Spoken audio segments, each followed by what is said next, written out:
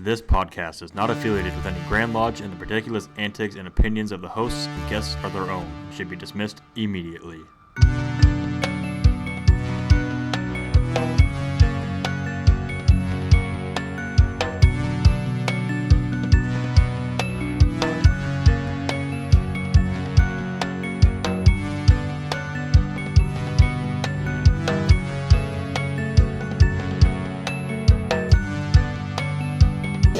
That's right where he wants to be.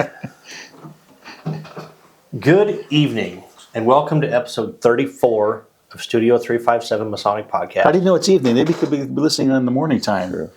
It's evening for me. Okay. That's all that matters. I'm your host, Joe. Producer and co-host Heath. Part-time host, Dave Workman. Part-time. Short timer. And our special guest tonight is worshipful brother Patrick Smith from Miss Pa 302 in Omaha. Tell us something about you that nobody knows. No, just something about you. All right, good story. Sweet. Short show. All right, this is going to be a quick one. You want me to tell you something? Yeah. A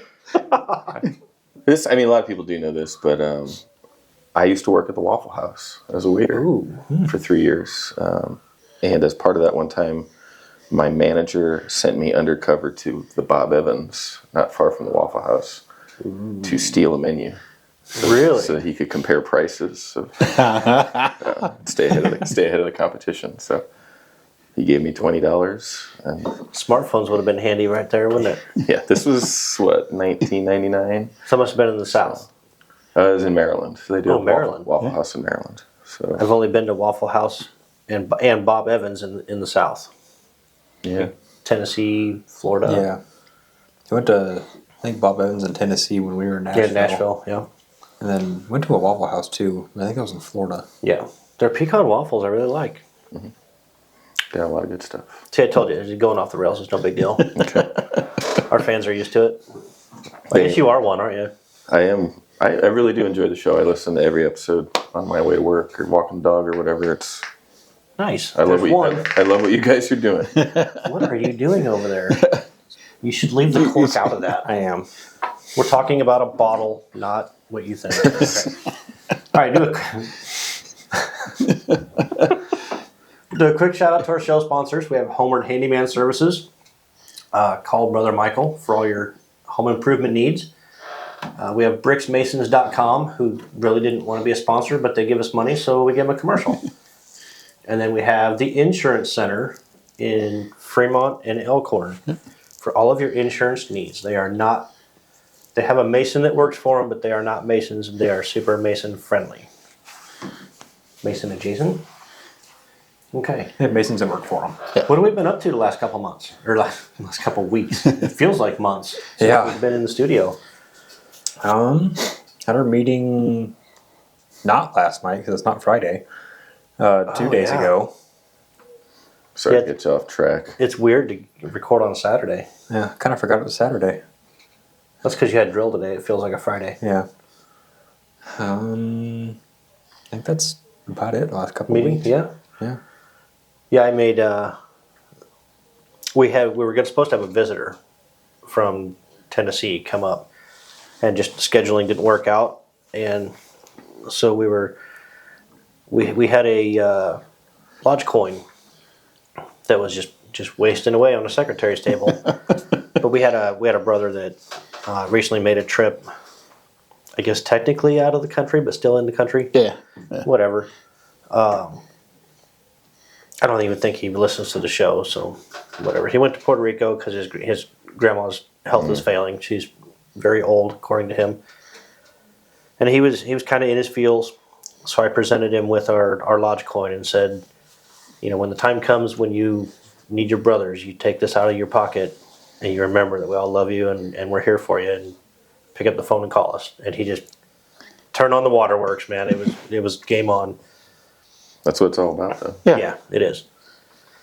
So what have I been up to? You guys will find out April 21st that we were on the Traveling Man podcast with Jim Hall. Mm-hmm. It was a fantastic time. He's such a great guy. He seems to be a good guy, yeah. And that's both when he was on our show and when we were on his, it was, I don't even know how much time we recorded, but there was a lot more time taken up than that when we were not recording. Right. It was a great time. Patrick, what have you been up to? A week ago today, had Grand Lodge committee meetings in Fremont. I'm on the PR committee for Grand Lodge. This morning, we had scouting for food. Me and my son were picking up food around our neighborhoods. I remember doing that. Yeah. What else? We had our business meeting on Wednesday. I was able to present Masonic Achievement Award to our secretary, Jeremiah Jones. So I was very proud of that. Cool. Because he does a phenomenal job He for does. our lodge and for masonry in general. So, yeah, and just herding kids to their various activities. What about you, Dave? Oh, shrine. With the new elevator going in at Tangier, there's lots of little parts and pieces of stuff that needs to be done for prepping for that, and then with the trustees being Templecraft, which is in charge of general maintenance of the building, and me being lead trustee, that puts me in the lead. So busy with that, and for those who happen to miss it, but at the last Tangier stated meeting, the trustees under the watchful guard and ownership of me faux pod, and so the trustees were put in timeout during the meeting. So we all came dressed in our temple shirts, but khaki shorts, black socks, and black shoes. And there was a few past potentates that didn't like it, but most of the nobility loved it. So, and we just showed some unity between the four of us, and had some fun. And I think some of the people in the room have forgotten that it's the fun side of masonry. And so, but we may have broken a couple of maybe etiquette laws. So, Dear potentate, sir, none were more shocked than and be ready because there's more coming. I think this is for a different show, but I think a lot of Masonic people in Masonic bodies have forgotten what that is. Some have, unfortunately. Yeah. I wouldn't say a lot, but yeah, for sure some. All right, Patrick, back to you. Let's go. So we kind of talked about it a little bit in the opening, but tell us where you're from, what lodge you're in. You already said something interesting about you, which Waffle House is fascinating. I hope you found that interesting. And you were a corporate spy. Yeah. Technically, I mean, come on, let's call it for what it is. Yeah. Well, espionage 101. Those were good times. And that was a lifetime ago. So it's a new man. Right. I don't do that anymore. You just use my phone. Or now you just use the internet. Well, I mean, anybody that follows the show closely is probably like, aren't they in Nebraska? What's he talking about working in Maryland? I grew up in Maryland. My family is all from Nebraska, though. So when I went to college, I came back to Nebraska. I went to UNL. Lived in Des Moines for a while, but then came back to Lincoln and then to Omaha, where we've been for quite a while now. Joined MISPA in 2014, which I think we'll talk about in a minute. And what else? I did the interesting. So Okay. yeah, I was a master last year. I'm the senior steward this year, helping out wherever I can. So is that customary in your lodge? No, unfortunately, like a lot of lodges, you kind of have trouble filling all those chairs, and needed some guys to help out as stewards. Customary in our lodge would probably be Tyler or chaplain. Yeah, for we usually past go. master. Past master usually goes to chaplain. That way, if he needs to prompt lines or something, which I need every time. I was so confident this last meeting. I practiced on my own without the cipher. I was like, man, I got this. And I skipped a whole friggin' section. Dave's like, hey, wait a minute, back up. We've all been there. Though. Yeah. And then I knew Hey, what about the prayer? Hey. Oh, I forgot to pray. I forgot the, that one part that I can't say on a podcast. But hey, it happens to the best. I mean, at our Oh, it's not the worst I've seen in our lodge. No, it's not. But I mean, even Pretty close, even though. even at the last degree work, we're to the Oh my God. most learned guys both screwed each other up. So We almost had to kill our candidate. yeah, we almost had to because he was going through fellowcraft degree and you're part of the Master Mason. jumping ahead. Uh-huh. we jumped right to the 3rd degree all of a sudden I've seen that happen. for about a sentence. And he's like, oh, wait a minute. That don't sound right. Something doesn't seem right here. But if in those situations, the candidate doesn't know any different. Right. No. So Right. it's if you play it cool and just try to get back on track. Well, it's not like in a few months he's going to say, hey, wait a minute, that sounds familiar. Right. Yeah, for sure. You a part of any appended bodies? Yes, probably about 10 minutes after joining MISPA, I joined Tangier in a cold sands. I did a hot sands a few months after that. Also in Royal Arch Mason. Then in a couple of the goofy degrees like the Turtles and I don't know if you guys have heard of the Ancient Order of the Reptilian Guard. That's a joke degree that I have not. it kind of plays on all the conspiracy theory type stuff. I love it. You pay $5 one time, you get a pin, you answer some goofy questions. That's all I can say about that. So are you a turtle?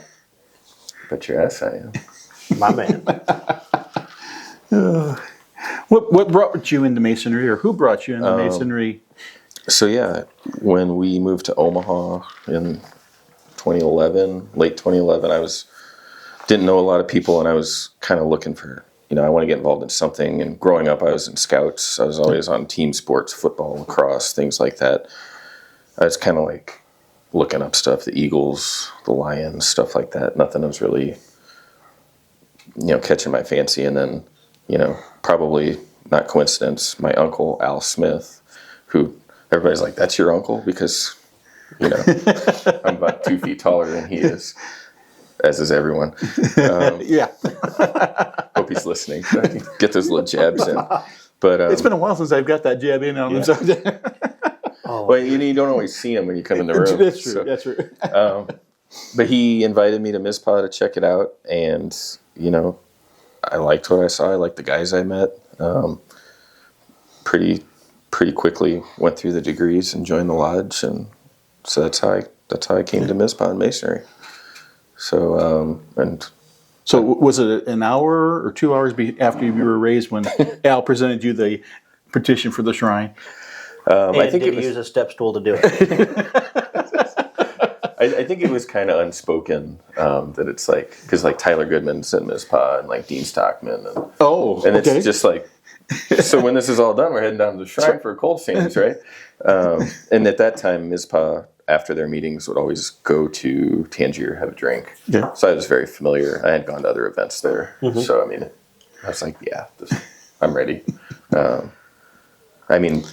In reality, it was, 2-3 weeks probably after I was raised. But Shortly after Yes, your raising, it was- the petition was there. yes. Yeah, I think mine was too.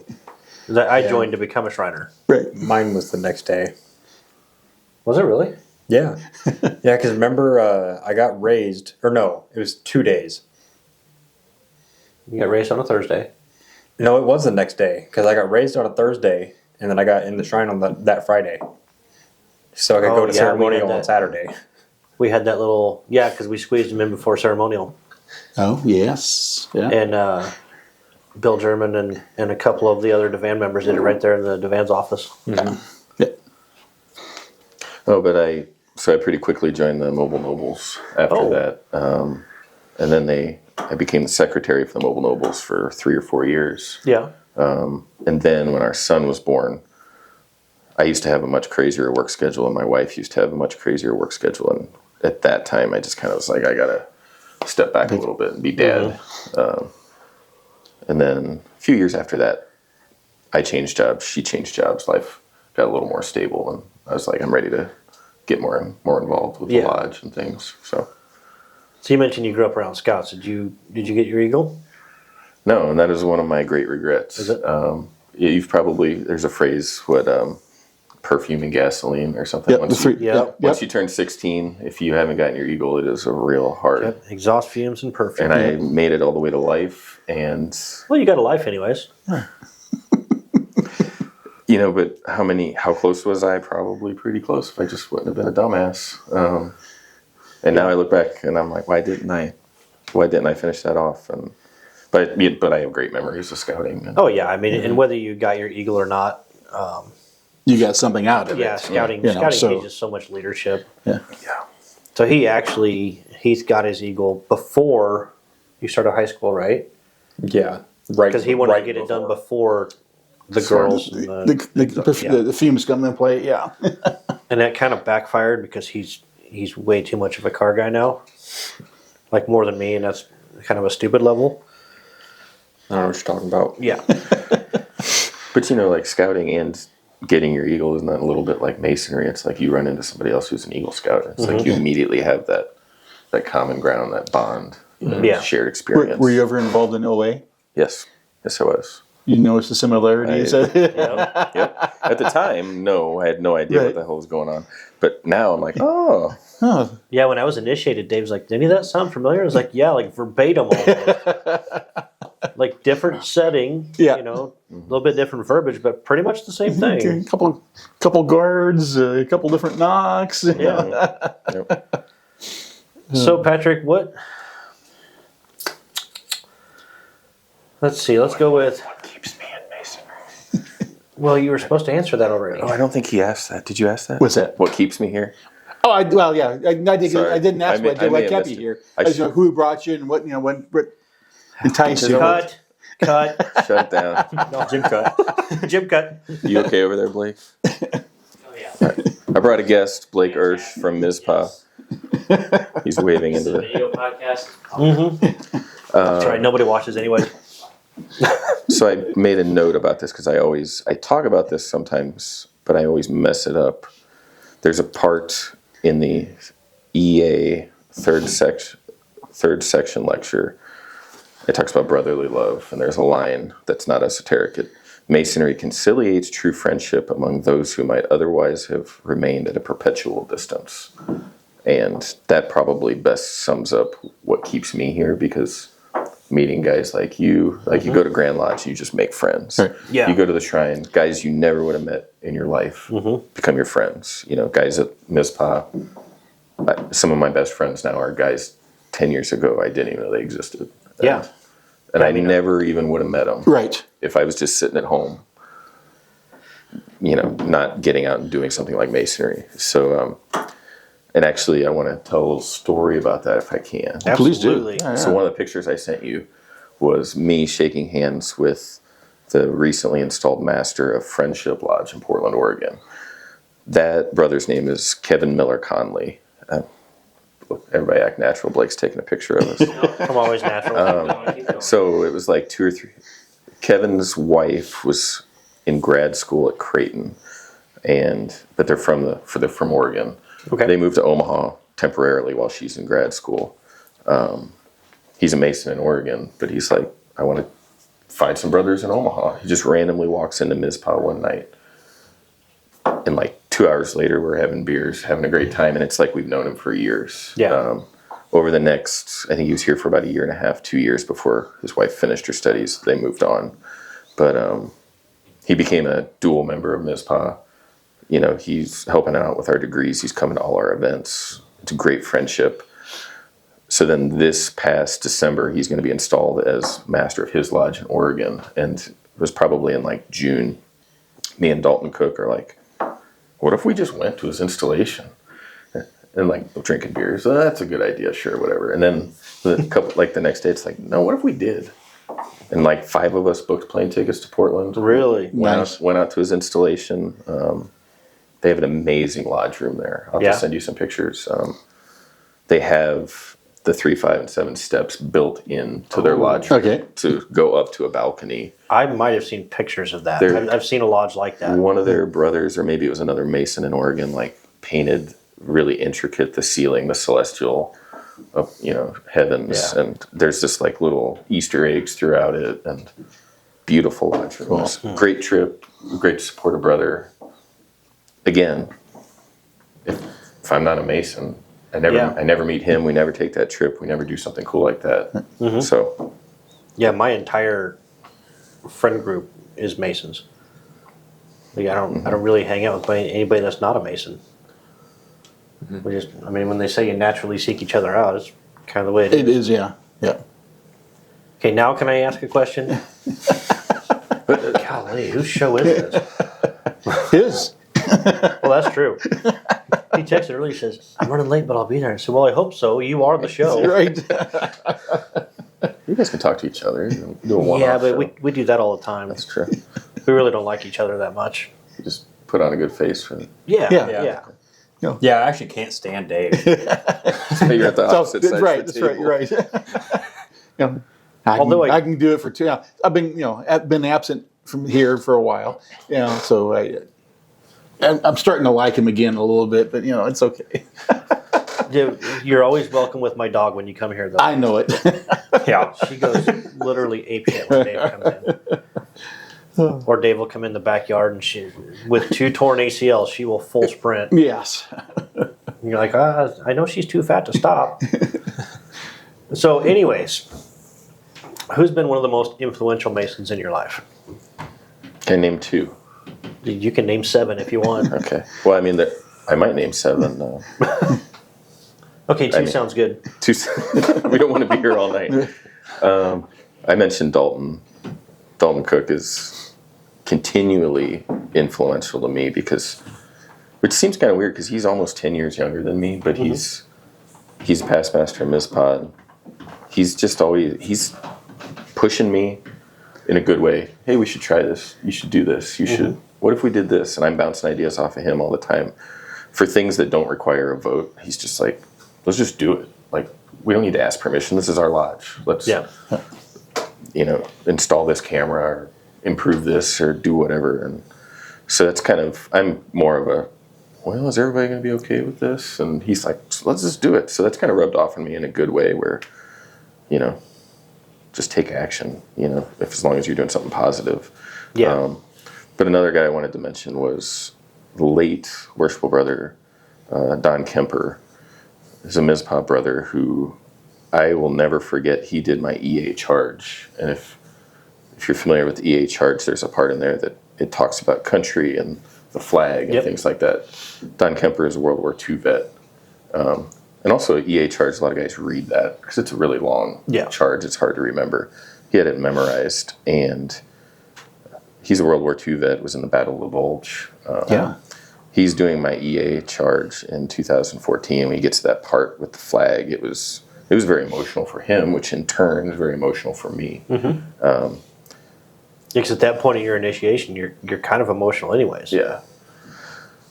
So I'll never forget that moment. And then just after that, he was just the damn nicest guy, class act. So when he passed a couple of years ago, that was tough. But, I think about him and the guys like him that, why is Mizpah 105 years old? It's because guys like him that built the foundation for us and did a great job. So Yeah. I have a really neat story about World War II. I don't think we've told this on the show, but we had a guy from our lodge that also went to your church, Dave. Yes. And he was part of the raid on Iwo Jima in the Marine Corps. And Dave went to his wedding, and his funeral, and I don't know what you said or how you did it or whatever. I don't really know what transpired, and I don't care. But Dave brought me back a baggie of sand that he had from the beaches of Iwo Jima. And I cried. And so upstairs, I just did it today, actually. I have an acrylic case for a model car. And I found, in the train section, where you build little cities. Yeah. I found some almost like desert grass kind of stuff, sandy, grassy stuff for the base. I got on Amazon and ordered little green army men, and then also had the flag raising, and then I had a couple of Japanese guys. So I had Japanese on this side with the little vial. I put it in a glass vial. Okay. So the Japanese are protecting the vial of sand, and then I got 2 U.S. soldiers here, and they're raising the flag in the middle, and and I have a picture of Mount Suribachi and the beach Oh, wow. on the back of it. I can show you upstairs when we're done. Yeah. It's like a visual representation of the Battle of Iwo Jima, Cool. with the sand being the forefront. It's pretty cool. And so when I was pouring the sand today into the vial, I kept a little bit out and I felt it, and It's volcanic or I was like, can you imagine running for your life and diving into this sharp, abrasive, like it's not like regular sand at no, all. it's not. That had to hurt like hell. Yeah. So anyways, where the hell were we? Meanwhile, in Masonry. Back in Omaha. Influential Masons. Oh yeah, we did that one, right? Yeah, I mean, All those right. those are two that stick out, but there's tons of guys. You encounter so many guys in your journey that. Yeah, we could round robin that. Yeah. Mine would be, the easy answer is Dave, because Dave brought me in this. But I would say probably more would be Eric Bensala. Maybe not more, but like more recently. Right. He's kind of rubbing off on me that I enjoy learning ritual. I enjoy the repetition of it. But we're getting short on time before break. So what about you?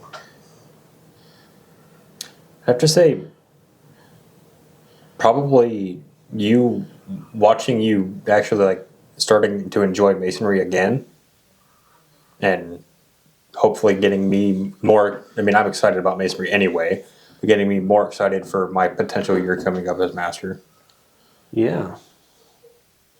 As if my head wasn't big enough. What about you, Dave? Influential guys. Gentleman that did middle chamber for me, Frank Schultz. And I knew Frank prior to being a Mason because him and his wife and my grandparents hung out all the time and camped all the time, so I knew Frank. And then probably Byron Simmons, so just brother-in-law, him and my sister were always doing something. And I finally got, what is this thing? What are you guys doing? And I got, about freaking time you finally asked me, so. But yeah, so that's probably my two most influential. But, All right. so. Well, sounds good. We'll take a quick break and we'll come back for a second section. We'll see how far that takes us. Cut. Blake, who's your most influential Mason? Me? I know. It's all right. At Homeward Handyman Services, we pride ourselves on being honest and giving every job the attention it deserves. Owned and operated by a master mason with 2 decades of expertise in home repair. We are bonded and insured, and we carry the highest standards when it comes to taking care of your home. Whether you need a faucet changed or a light remodel, we can take care of your home improvement needs. Call Michael at 402-915-0824 today for a free estimate.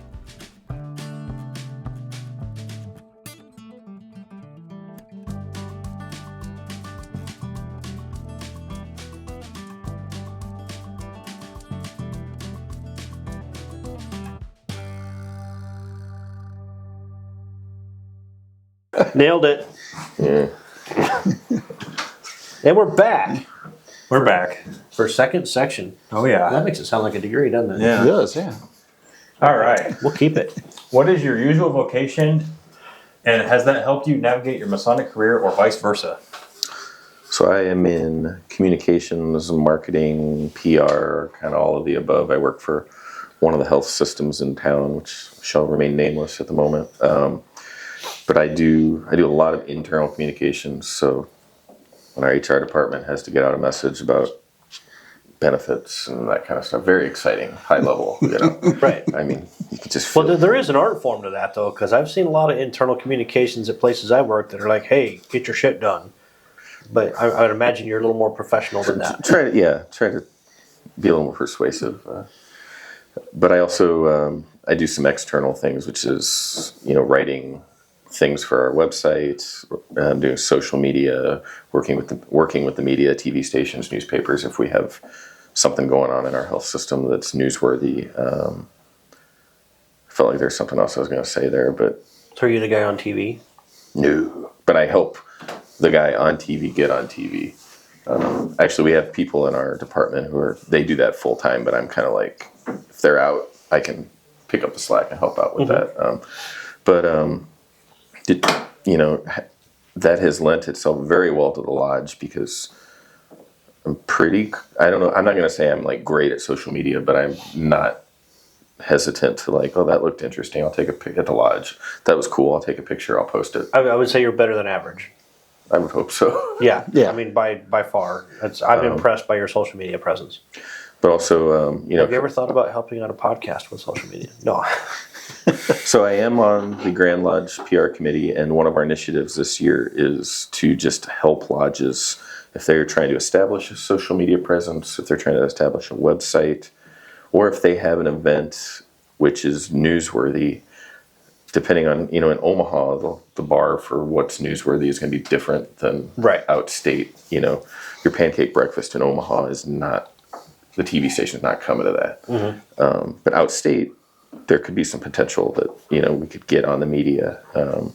So if anybody's listening and they have those kind of questions, desires, reach out to myself, Eric Bensala, anybody on the PR committee. We're happy to talk to you. We may not have all the answers, but we can kick some ideas around and hopefully point you in the right direction. I don't know who I'm looking at here. But, And they can probably find that information on Grandview or call the Grand Lodge. Yes. And Should be on the Grand Lodge website too, if I remember right. yeah, they redid the Grand Lodge website. Yes. But it's definitely on Grandview, and I am in there. I've seen my name and my contact information in Grandview, so you can find me. Perfect. And then vice versa. How has the lodge helped me at work? I mean, again, I don't know that I'm a great public speaker, but I used to just dread speaking. Like 15 years ago, you would have been like, hey, you want to be on the podcast? We're like, nope. Well, because I recall a year ago you were like that. Really? Yeah. Okay, yeah. I mean, I don't like to be in the spotlight. I don't either. But I don't like talking to 5 people in a meeting at work. Yeah. But the lodge has helped me, especially as you go through the chairs, you start leading a committee, you become the master. You've got to stand up and talk in front of people. You're running a meeting. So that's helped me to, in my professional space, Sure. organization, project management, things like that. So the lodge is very thankful to that. So I'm usually I don't like to talk in front of people at all. Especially with something that I'm not 100% confident in know what I'm talking about. Right? Sure. That's starting this podcast was really rough because we all have a lot to learn about masonry, but I had a lot to learn. And now I feel like I'm getting a pretty good understanding of where I fit. And I think I'm settling in really well to master, if I can just remember my lines. But to me, that's secondary. I mean, the feel of the lodge has changed dramatically in the first, 3 months? Right. So I think we're headed in the right direction. Enough to where I had a brother suggest maybe that I do a second consecutive term already, which I don't know if I will yet. Maybe not consecutive. I'm not saying I won't do a second, but it's probably not consecutive because I don't want to step on anybody's toes. He's like, hey, I like this idea. Let's develop this. He's like, oh, you want me to wait another year? Let's do it. But no, it's I don't know if a year is really enough to do what you need to do to turn a lodge around. And I'm not saying that I know how to turn it around. I'm just doing what feels right for me. Well, if I may, I mean, in my experience, a huge part of being a successful master and watching other guys showing up and giving a damn. You may not have all the answers. You might screw things up. But if you're there, working beside other guys and not just barking directions, Right. That's half the battle right there. And Yeah. And then just having other, going back to Mizpah, I was telling you in the break 5-6 years ago, like it was a little rough. We didn't have a lot of guys showing up, and myself included. That was right when I kind of got re-engaged, when my kids got a little bit older. But we have like-minded guys who say, okay, we're going to work together over a series of years to turn this around. That's really what I think is going to be the key. You've got to have that, because 1 year is, I mean, a year ago or a year and a half ago, my year is about to start. I'm looking at the calendar and I'm like, well, 52 weeks in a year. So many of them are gone because of holidays. So many of them are, that's a business meeting. So there's 12 weeks gone. Got to do proficiency. Got to do, and suddenly it's like, okay, I've got I got 3 weeks. I've got anything in, and luckily we had a good groundwork, good base where it's like, I'm like, we have a lot of successful things. I need to keep this on the rails. I don't have to reinvent what's going on at MISPA. I need to keep guys engaged, get new guys engaged, keep doing what works. And I didn't change a whole lot because we had pretty much already weeded out the things that weren't working. Yeah. So, Well, that's like with us, we don't do a lot in the community because we're downtown. And very few of us live downtown. Right. So it's hard to say, oh, this is my community, let's reach out. But my philosophy was, it's not going to be the big things that make a difference. It's going to be a bunch of little things. Now, I do have a big thing planned, and that's the Veterans Dinner, which I have secured a speaker for that. He's the director of VA in Nebraska, so that's kind of cool. And then I'm working on another one that I can't divulge on camera yet. but you really want to. I really want to, because he's probably going to be on the podcast too. If he says yes, then yeah. If he says yes, then it's a go for both. So we'll see what happens there. So the involvement in your lodge, because you said that you were 5 years ago, a little struggle. Has the PR that you're doing, have you seen the improvement of maybe that PR bringing guys back to lodge or getting them informed and going, oh yeah, maybe I need to get back? Have you seen that? I think a little bit. I mean, but it's like on all fronts. I've tried to set a good example for other guys, but I encourage all the regular guys, like, just reach out to somebody. Like, you had a connection with somebody 5 years ago and now they don't come around. Just give them a call, text them, invite them, or remind the hell out of them about what's going on at the lodge. And ultimately, if they're too busy, it doesn't work out, that's fine. But if you don't, I can guarantee they're probably not coming back. Right. So that's always been, I kind of adopted the philosophy, like, if they want me to stop texting them, they'll tell me, But we have also had candidates come and, they are just kind of generally interested in Freemasonry. And it was like, well, how did you get hooked up with MISPA? Sometimes it's the Grand Lodge, just geographically. Right. Mm-hmm. But we've had guys say, well, I looked at your Facebook page and you guys have a lot going on. So I figured I'm going to come by, So, I don't know if we can say X number of guys as a result of, but anecdotally we've heard, guys like to know there's things going on. And it's a very steady drumbeat. Like for me, it's like, every Thursday night, I set up the email that's going to get sent Sunday morning that says what's going on this week. If it was anything visually, even remotely visually cool that we did on Wednesday night, I take a picture, post it, and then trying to reshare other cool stuff that's happening at lodges or appendant bodies. So just trying to be active and showing people not only what's going on at MISPA, but in Masonry in Nebraska. That was down a rabbit hole. Did I answer your question? No, with that, and I think some lodges, I know there's lodges that need that information, that the next generation of Masons are going to be much more electronically plugged in. And if the lodges aren't getting that word out electronically, I think they're going to lose it. They're going to get them, and so we've got to reinvent ourselves again, and use that media to help ourselves. Now, we do have one brand new Master Mason in our lodge who's, surprisingly, he's very old school in his Masonic mindset. Yeah. He loves to go to public events, right? And then he'll meet brothers. And he's like, hey, what night do you meet? I want to come to your lodge. And then it keeps snowballing from there. And I don't even know how many lodges he's been to, but it's a lot. Yeah. In the, whatever, I don't know, the last few months he's been a master. That's cool.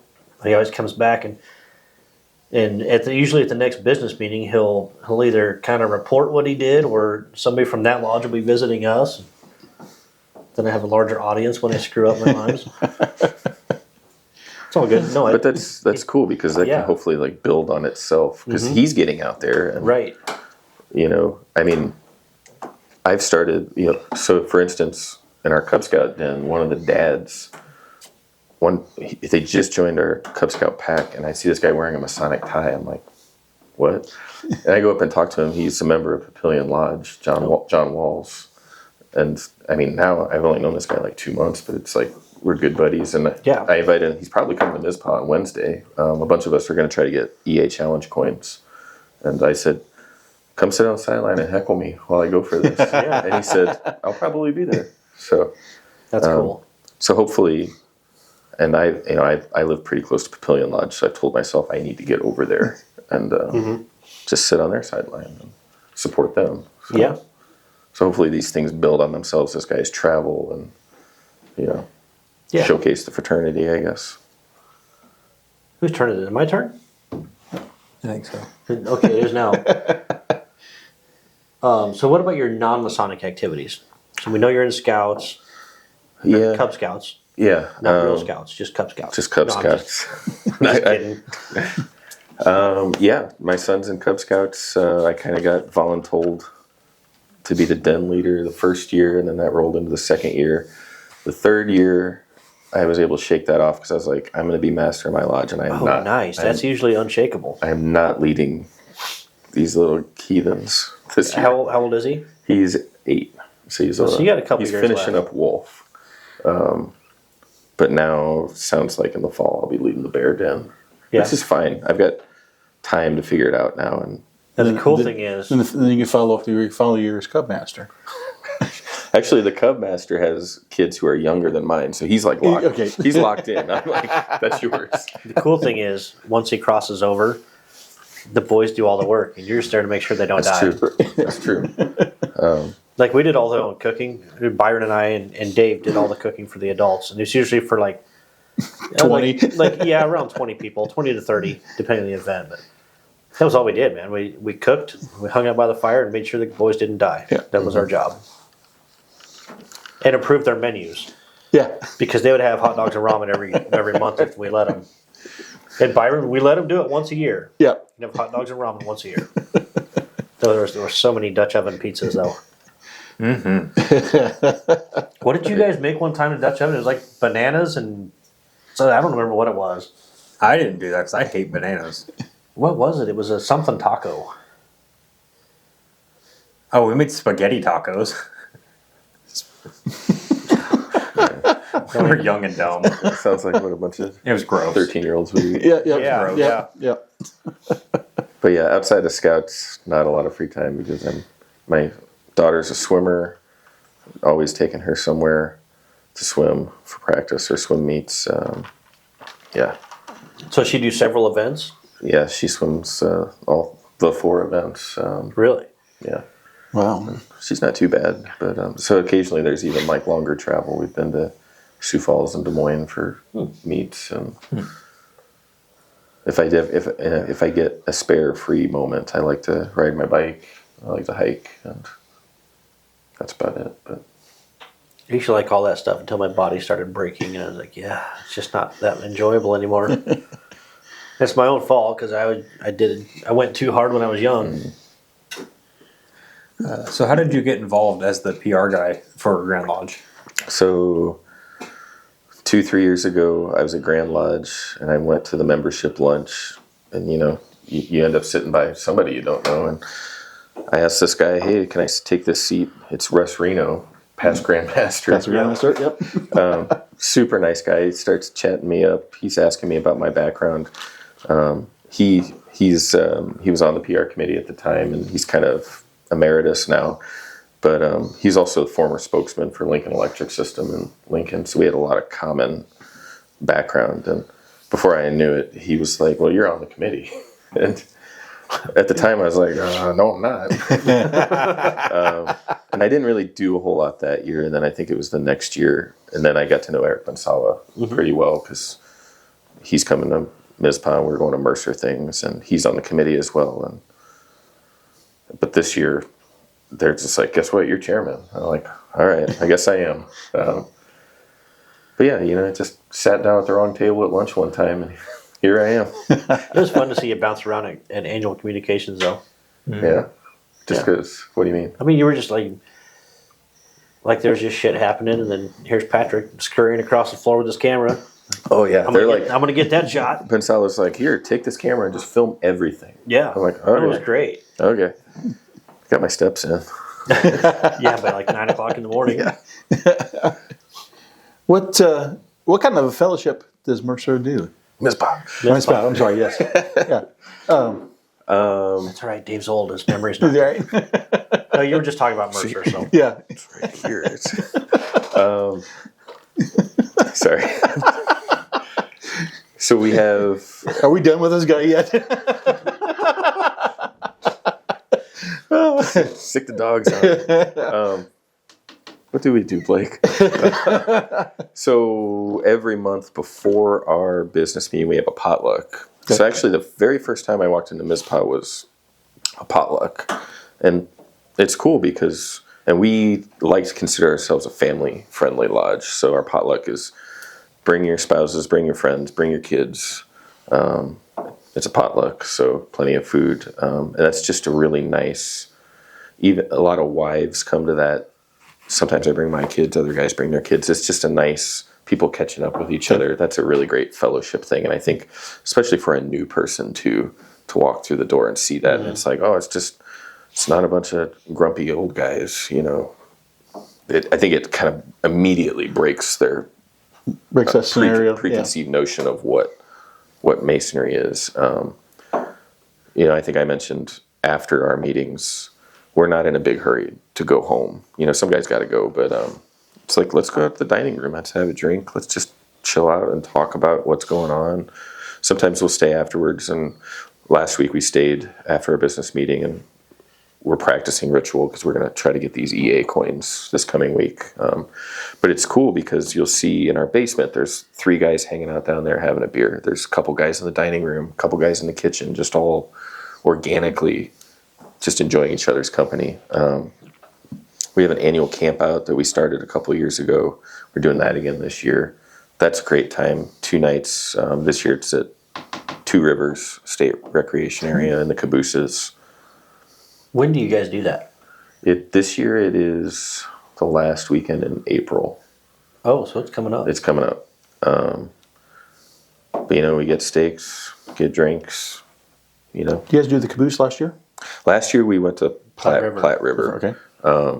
We're going back to all the cabins we wanted at Platte River were already booked, so we're going back to Two Rivers. Two Rivers is flatter too, so for like sitting around a campfire, it's a better experience at Two Rivers. I feel like we do some other stuff. We have family Halloween party, family Christmas party, those are really well attended.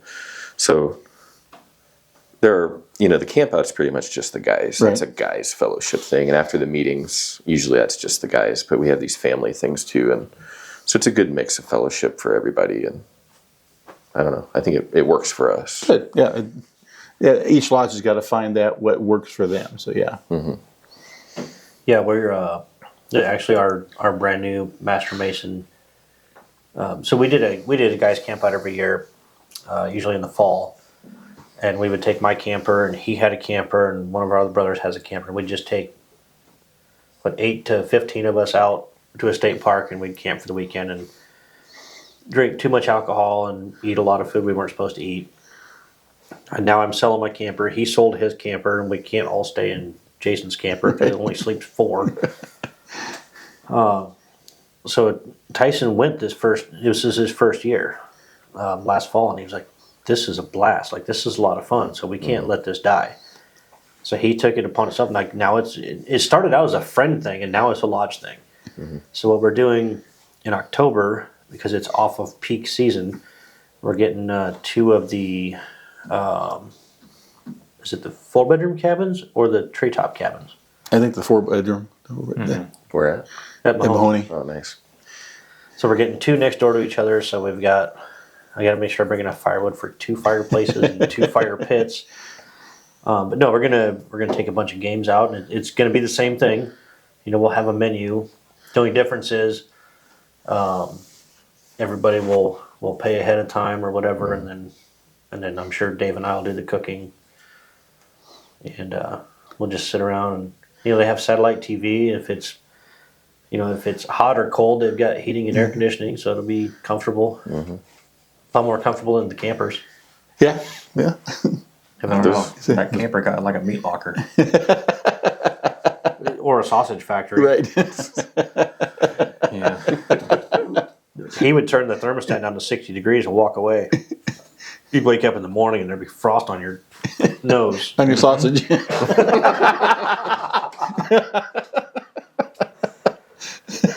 All right, so Moving along. we've already talked about your lodge has a tremendous social media presence. So is there one guy that does that, or is there a committee, or is it just a multiple guy effort? It's pretty much me. If I'm not at an event, I'll be like, hey guys, can you take a picture and send it to me? Other guys do have access to it, but actually something that resonates with me that Mike Stewart said several years ago was give a guy a job at the lodge. So he's got like purpose, and I feel like this is kind of my job. And if people want to help me, they can. I'm not going to say no, but I think everybody's like, yeah, that's Patrick's job at the lodge. We'll let him do that. And so if you like it, thank you. If you hate it, that must have been a one-off when somebody else was posting just that one thing. Yeah, no, I like it because you always know what's happening at Mizpah. Yeah. Yeah. I mean, really, that's my biggest goal is whether you're a member, a prospect, or like I don't want anybody to say, well, I didn't know we were doing that. I didn't know what was going on. Because we send emails. I'll send reminder texts. We use Grandview for texting too, a little bit. Like with some of the weather earlier this year, we had like 3 meetings canceled or postponed. So it was nice to just Grandview text everybody, let them know. Yeah. So we still have a printed bulletin that we send out too. Do you? We've limited that to just like guys who are not. Basically, if you don't have an email, we'll send an email version of it. If you're like one of the 15 guys that never got an email address, we'll mail you that. But we want everybody to know what's going on and make them feel welcome to come by. Did I unplug something? No, I gotta find my tablet. Don't worry. But maybe Blake here. Blake has a similar background. Maybe he'll start posting some stuff. And Yeah, whenever you need me to. Okay. Well, I'm here. put you on the spot. Right. All right, somebody's taking over the studio Facebook. Sure. I'm also running Grand Lodge Facebook, my work Facebook, and Cub Scout Facebook. So yeah, what's another one? That's not bad. See, you already know what you're doing. You don't need it. Except when you accidentally post this thing to the wrong account. I didn't know the Cub Scouts had masonry. Yeah, that's. I think Give us I an have. example. What did you post next? One time I accidentally posted a Mizpah thing to the Grand Lodge account, which is not the end. But Which is not the end of the world. Not to your kids' Cub Scout. Right. But Eric Mansala texted me. It's like, did you mean to like share the Mizpah meeting thing? I was like, nope, sure didn't. But thank you for telling me because I'm gonna go get that fixed. That's funny. The other day I posted on Facebook for the lodge that Mike was going to come give a historical map presentation, and he texted me right away. He's like, "Hey, I saw the post. This presentation is not on maps." And it's like, "Oh shit, wrong presentation." That's right. It worked out. That was a good presentation. It was, yeah. It's on Joseph Warren. Oh, I saw him post. He did like a thing. It was like, I'm going to be presenting this. In costume. He came in full costume. And, Nice. And stuck around for a lodge meeting afterwards, so that was cool. Yeah. Very good. No Yeah. relation, but he's a really good friend. Yeah, there was a lot of information there that I'm sure Micah could have gone on for a couple more hours. Oh yeah, he skipped Yeah. a lot of slides. Yeah, but All right, we'll take another break. This one probably won't be as long for us. But they don't know that. It'll be.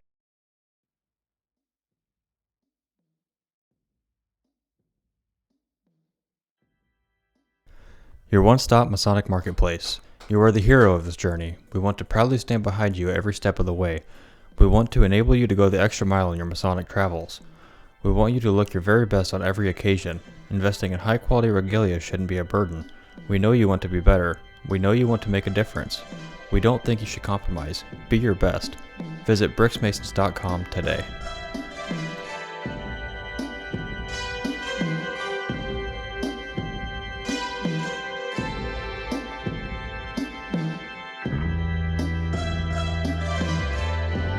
Ideas that questions I need to ask. Oh, that stuff's Shaky's. phenomenal. Yeah, Shaky's I whip. love it. Right there, I just love like me, it. just like me, black, smooth, and Irish.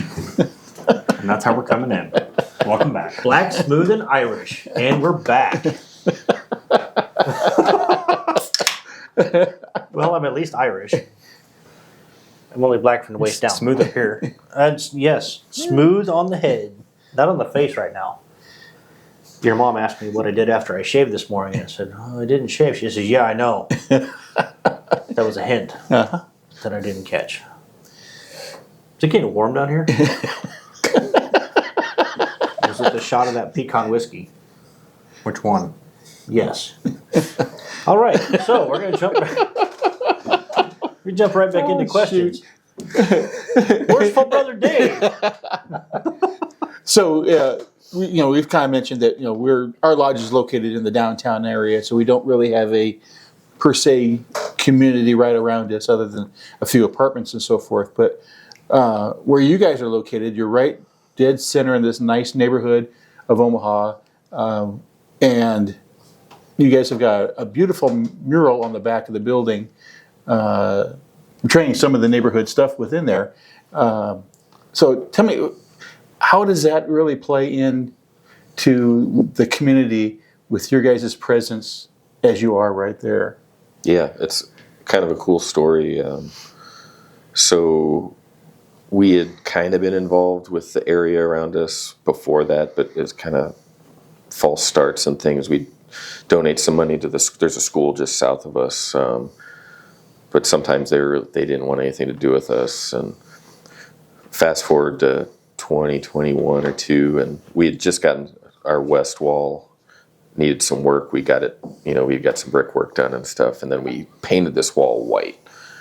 And I remember, like, me and Dalton, I think maybe TJ Brumfeld were like, wouldn't it be cool if we could just get a mural on this? And we're like, well, yeah, but how do we get a mural on it? Like, none of us know how to paint. What would we paint? Yeah. And we just randomly reached out to this group, the South Omaha Mural Project. They came out, and I thought it was like they're scamming us, because they're like, oh yeah, we can do this. We can get grants from the city. We can get a design together. We can do a mural. What do you want? And I'm like, this doesn't sound like That's where it sounds too good to be true. So we start thinking about it, and we're like, well, it'd be really cool if we could, if this was a neighborhood mural, like incorporate the neighborhood association. At that time, we had a little bit of contact with the neighborhood association, but I think they're just like, there's this building on the west side of our neighborhood where guys come on Wednesdays, and that's about it. That's about all we know about them. So we contact them with this idea, and I think they're like, yeah, sure, mural, cool. But sure, come to our meeting and present this idea. Their meeting was, they were at the time hopping around between just different places in the neighborhood, like restaurants and stuff. And they were at, I can't think of the name, but it's a bar across the street from Wells Fargo at like 42nd and Center. And they're in the basement having this meeting. And I came to tell them about the mural, and this guy from the South Omaha Mural Project comes to tell them about the mural. And I remember I'm in this meeting, and the restaurant is above us, and the entire time I can't hear anything because it's so loud with these people walking above. It's nice of the restaurant to let them have their meeting. Yeah. But we present this idea, and they're all kind of like, oh, sounds cool, but I think everybody's just like, this isn't happening. But one guy who's on the board of the neighborhood association, Skip Cruz, blanking on his last name for a second, comes up to me after the meeting, and he's like, I'm way off. I'm way down the rabbit trail here. He's like, hey, I'm really interested in masonry, and tell me more. And I sat, and we had beers for like 3 hours after their meeting. Hell yeah. Skip is now, I was just telling you guys in the break, he just proved up his fellow craft. He'll be doing his master next. So Skip has joined the lodge. He's also a member of the neighborhood association. But in the course of our conversation, I was like, "Where do you guys always meet here?" Like, and he's like, "Yeah, it's not really ideal." And I was like, "Why don't you meet at the lodge?" And we took it to the lodge, and everybody's like, "Yeah, as long as they don't meet when we're meeting, sure, Yeah. they can use the lodge." So for like 3-4 years now, the neighborhood association has used our lodge building Perfect. as Nice. a meeting space. So they've been a much better space for them. Room, quiet. We have a TV. If they have a presentation or something, they can plug in. And, so they've been super appreciative of that. In the time being, we've partnered with them on their. And this is coming up this year. They have a big Easter egg hunt in the neighborhood. This coming Saturday, a week from today, we'll be stuffing like 1,000 Easter eggs with them at the lodge. Awesome. The following Saturday, the day before Easter, we have this Easter egg hunt with them. And you guys have been doing it for a couple of years now. Yeah, like 3 years. Yeah. And I mean, they are like they bring a big speaker and they're like, "Welcome everybody, yada yada. Thank you, Ms. Pa, for all your support." Ms. Pa, do you want to say anything? And I mean, so they are that's like, so great. so this relationship that's been growing over the years, just from a simple thing of like letting them use our building. Yeah. And then it's like, hey, they have a neighborhood garden. They needed some work done on like a pergola. How do you say that? Yep. And they're like, it's like $1,200 to do whatever we need to do. And can you guys give us like $200? And we're like, $1,200. Yeah. Here. Yeah. So that makes a big impression when they're like, these guys are supporting us. So fast forward to the mural. Backwards, rewind, fast forward, something. I don't know. This guy from the South Omaha Mural Project, he put his money where his mouth was, and he had artists that he was connecting with. They helped us get grants from the city. We didn't pay hardly anything to have that mural put up on the side of our building. We had really? a bunch of further meetings with the neighborhood association where it's like, we had these meetings where we workshopped like on a whiteboard. What's important to the neighborhood? What's cool visually? What do you guys want to see? Also, it's on the lodge building, so we have some things we want to see on there, Sure. some Masonic imagery and things like that. But I think if you see the final product, you see it's a little bit of everything. Yeah. There's like landmarks in the neighborhood. There's Masonic references. I think the garden's on there, isn't it? The neighborhood garden is on there. Right. Like La Casa is on there. La Casa. But then as it got closer, we had a night. I remember it was a hot night in like June or July, and they like projected this image onto the side of the building, and we were all there with like these long sticks of chalk, and we're like tracing the major features of this mural.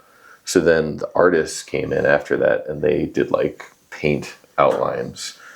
Then we had this huge neighborhood paint day where it's like paint by number almost. Oh, really? Oh, wow. And like, That's cool. so like guys from the lodge and their families, people from the neighborhood are like coming in. They're like, I mean, literally it was like green here, and like somebody would paint that whole section green. Yeah. And then the artists come in and they do like the detail work behind right. us. But I mean, every step of the way it was like working together with the neighborhood. That's great. Like crowdsourcing the labor, but also working together in unity. That's awesome. Nice. That's really cool. And sort of every once in a while, like last month's business meeting, out of nowhere, the neighborhood's just like, we want to buy you guys dinner. Like normally we have a potluck, but they're like, if you guys will let us, don't do your potluck. We're buying Orsi's pizza for everybody. Ooh. And so, yeah. And it was cool because not only... I just want to point out that you brought up La Casa's pizza and Orsi's pizza within 2.5 minutes of each other. Now we have to order pizza. No objections. But that was a cool night because, I mean, normally we get 20 to 25 people at our potluck. That night, and that's a pretty good crowd for us. That night, it was probably 40, 45 people because there's a lot of neighborhood people. They brought their kids. Well, yeah, because you have the wives and children too, right? Yeah. So nice. We would probably pull those numbers if the wives and kids came. Yeah, I think so. Yeah. So it's just been a great relationship, and we sort of feel like this is what we should be doing. We should support this yeah. neighborhood that's around us. And it would be great if we got more guys that wanted to become Masons. But that's not the reason we're doing this. We're doing it. Yeah. We're doing it because it's the right thing to do. Right. Yep, that's what I've always said. If you don't need recruiting if you're living the Masonic life. Right. For sure. If everybody lived the lessons that are taught in Masonry, people would beat down our freaking doors to get in. Well, maybe not, because like Gen Xers like me, I'm kind of an anomaly. There are a few of us out there because we didn't join stuff. We didn't care. We don't need to. We're loners. Got kicked out of the house in the morning, didn't come back till the street lights came on, or your dad whistled. That was a big one.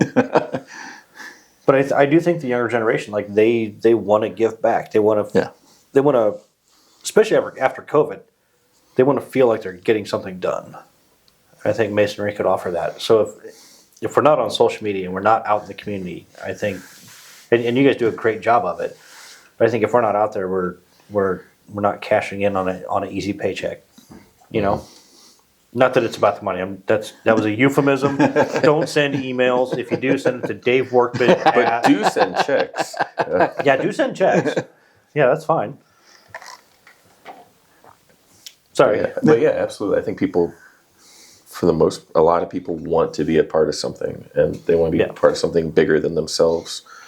That's a big thing for me. I guess I'm in that Zennial generation, that little between X and Millennial. Yeah, I think I am too. I was born in '77, and I think '78 was the end of Gen X. But it's like when we do have guys come through the door, or when we do an investigation, that is the thing. It's always brotherhood, and I want to be a part of something. Yeah. And I want to improve myself. I want to make an impact. Okay, you're in the right place. Well, and I think they also want to see value in what they're getting. Brother Gabe was in Puerto Rico visiting his family, and I texted him. I was like, number one, did you make it safe? Because I haven't heard from you. And number two, how are you doing? Like, my main concern is how you are, like, emotionally, how are you doing? And he was like, I think he sent me back, like, to be honest, brother, you checking on me says a lot more than anybody has said down here, family-wise. And that meant a lot to me. I was just checking in on him. But for what it meant to him, like, that really spoke volumes. Like, these guys, especially the younger generation, they need to know that we care. And we do, right? But older guys like us, we're not real good. They're real good at we got to get better. You got to do it. Yeah. You're doing the right thing. You have to get better. And you're not doing it because you have to. You do it because you do care. Yeah, Right. Exactly. You felt something that said, I need to check in on my brother. Yeah.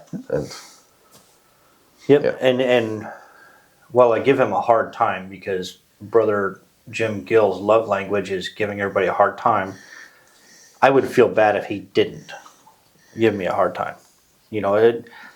He cares, and like some people like watching from the outside, do you guys even like each other? Well, yeah, we pretty much do. He's the best guest that never left.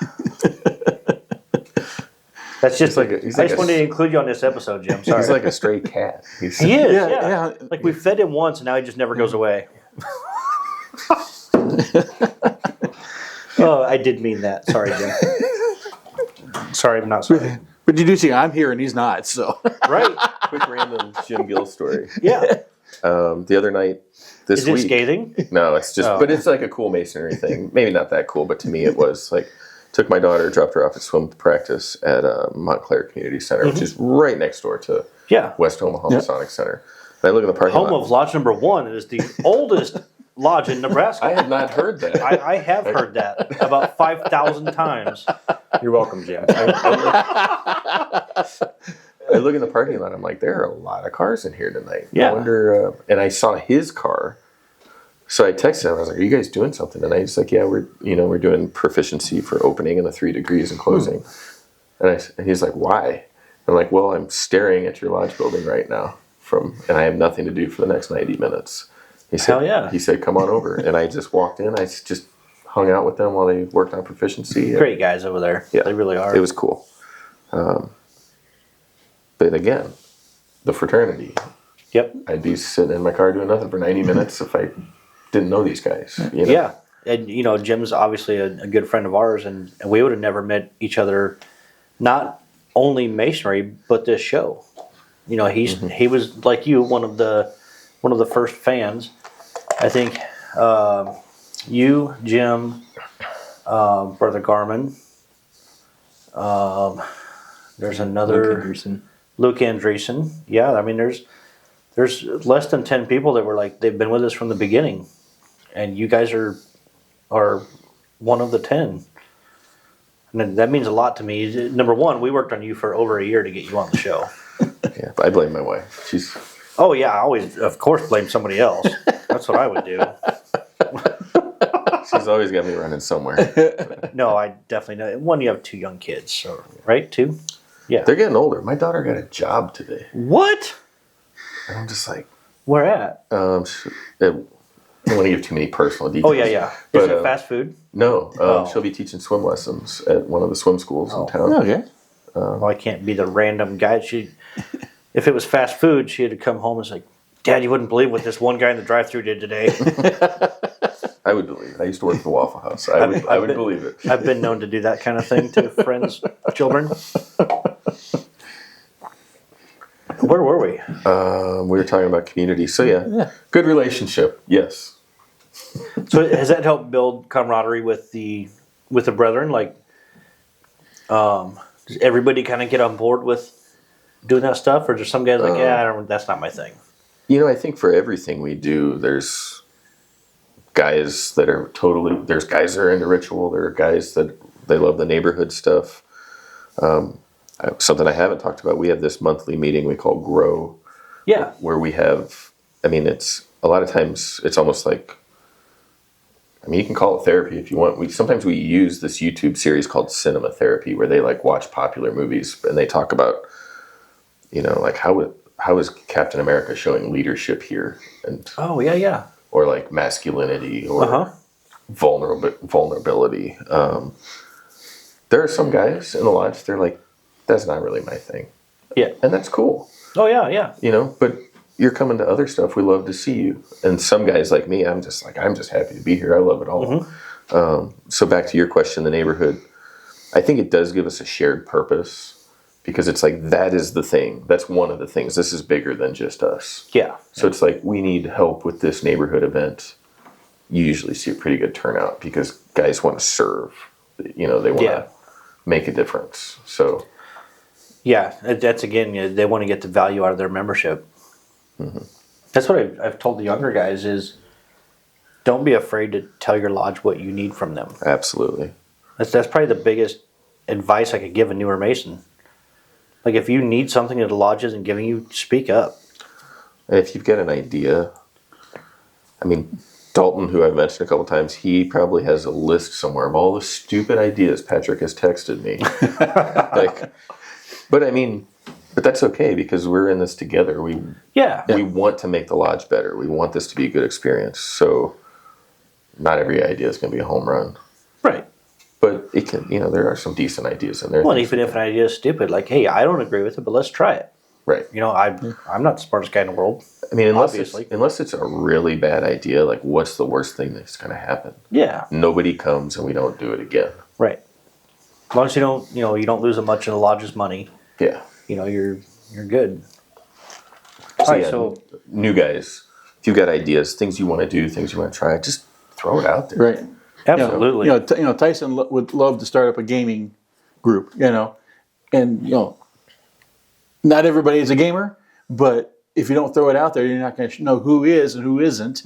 And well, you're a gamer too? Cool. You know, so yeah. Absolutely. Yeah. So we've actually started doing that during the fellowship nights. Yeah. The first one we just kind of hung out. It was like everybody's getting their feet wet, this whole fellowship thing. And then the last one, 4 or 5 of the guys sat around and played spades. And the other 4 or 5 of us sat around and watched Steve and James pick on the guitars, and like it was awesome. It was the most fun do nothing thing I've done in a long time. It really was. It was fantastic. And that's another example. Masonry was happening right there. Yeah. Yeah. Yeah. Like, And there were some guys, you know, they throw some money in the tip jar and they have a couple of drinks, and I think I had an amaretto sour or whatever, and then there's just sodas because, excuse me, it's Thursday night. Got to get up early, especially in probably about a month. I'll be getting up even earlier. Not as early as you, because you get up at what, like 1:30. Oh my gosh! What time do you go to bed? There's times. 9, 10. How do you do that? Been doing it for 30 years. Oh, man. So Dave drives a truck and he delivers to Yeah, he takes naps in his truck. like some of the like you deliver During to stops. yeah, like when you go to Walmart or whatever to deliver your milk, it might be what, an hour or two, 45 minutes. 45 minutes. Power So he'll nap. just kick back, Yeah. take a nap. I mean, if anybody from the union's listening, Dave totally doesn't do that. He's working his ass off. This man does not sleep. Yeah. When we were in the Scouts, he was known as the Scoutmaster that can sleep anywhere at any time. And Yeah. he did. And it, Yes, if I sat down, I was gone. Yep. Oh, Mr. Workman snoring. I'm that way. Like once I try to do as much as I can at night because once I sit down on the couch, You're done. Yeah.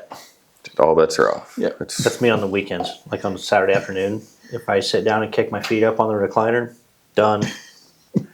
Yeah, if I know I don't have to work the next day, You fall asleep I'm on done. the couch every 20 minutes. If I know I don't have to work the next day, I'm out. He sleeps all the time. Not during the week, because then if I sleep during the week, then I can't fall asleep. Okay, Patrick. So you've been privy to this at Grand Lodge. I think we did it on our last episode. For those of you that don't know yet, if you're new to listening or watching, we're going to pull up a random number between 1 and 33. Didn't plan it that way. It just happened to be 33 questions that we came up with. Although it's kind of cool. It's cool. It ended up that way. So I'm going to hit the thing this time because you did it last time. Did I? I think you did. Okay. But if I get the same question at Grand Lodge, do we? Oh, we can do it again. Yeah. Okay. Well, let's see what happens. All right. Number 15. I don't think we've ever had 15. I don't think so. Which of all the degrees is your favorite? Oh. I really like the first degree, the EA degree, because it's your introduction to the fraternity. The only thing that would make me say, I like them all, but the mass, of course, that's what you're supposed to say, I like them all. Yeah. There's a part of the Master Mason, and we may have to cut this out, where it says, that has always stuck out to me. And I remember when I went through the Master Mason degree, it was just a very memorable moment for me personally. Yeah. There are a lot of things going through my head at that time, and Wow. so that sticks with me. But I do like the EA degree a lot. There's a similar part in that. It is a fire hose of information, but Right. just the things you're learning, and I just like that degree a lot, just because it's like getting my feet wet. This is what it's all about. Getting my start, getting off on the right foot, literally and figuratively. And then also the charge, which I kind of mentioned with Don Kemper. There's so much in the charge that's like, when you really sit down and like look at it, it's just very impactful. I like the sort of the patriotic aspects of it. I like the aspects on how you should be thinking about the fraternity and responding to people who are naysayers. Yeah. And I think sometimes you need to keep that in mind. So probably EA degree is my favorite, and for many, many reasons listed. But Yeah. I'd probably say the fellowcraft just because it's building on what's there. And I like the teaching aspect of it. But it is what it is. Oh, you got to go far for this one. 16. that was almost 11 years ago, and I just still remember that moment and the prayer I said at that time. So, All right. What is your favorite Masonic symbol and why? the trowel, brotherly love, building brotherly love. That's easy for me. And probably to go back to much earlier in this conversation, when we went to Portland for Kevin's installation, we had a trowel made for him Oh, that I presented to him afterwards in sort of the reception. And it said, "From your brothers at Miss Lodge." I had the date. And that's no brainer for me. Brotherly love. Build this. Spreading the cement of Yep. brotherly love. I think we got time for one more before another break. 31. How could lodges or masonry in general reach untapped audiences? I think I think you're kind of already doing it. to an extent, I mean, probably just leaning into digital even more. And I mean, I guess twofold. And I deal with this at work too. A lot of people, they want to say, well, you sent an email, we're good. Well, how many emails do you get every day? Yeah. Do you read all those emails? So I mean, that's a great tool. Facebook is a great tool. It's also a cesspool. Right. But I mean, it's a good place to show the things you're proud of. It's a good place to show what's going on. And maybe we can lean in more to paying Facebook to put it in front of people that aren't already following us. But I guess part two of my answer, and I'm guilty of this, is we need to say it more. Yeah. You run into people, and I mean, I wear my Masonic hat, but I don't always, unless somebody directly asks me, I'm not really outward with talking about it. I'm happy to talk about it. Right.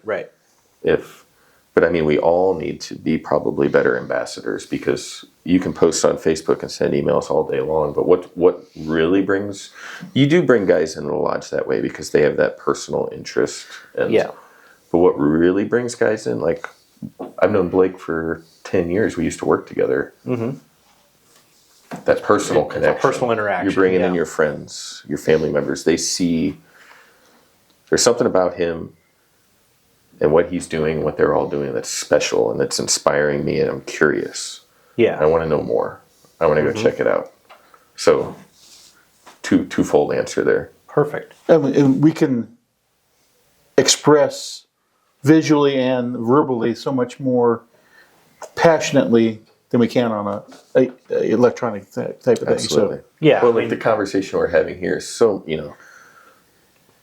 it's gotten a little bit emotional at times on things that are important to us. Right. And that message is so much more powerful than a Facebook post, Yeah. an email. Oh yeah. Yeah. It's hard to catch. Even on like a Zoom call, voice inflection, body language, all that stuff's hard to pick up on video.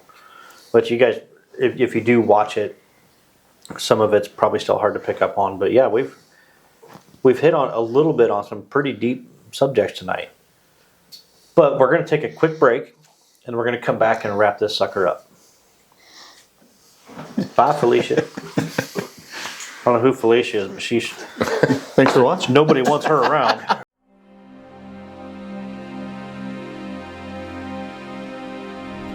Demonstrate that love never ends through the commitment to support past and present service members, the communities that surround them, and the loved ones of those whom we will never forget.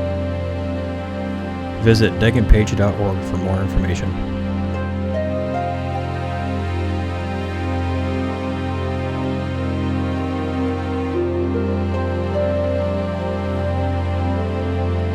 Okay, and we're back. Sorry.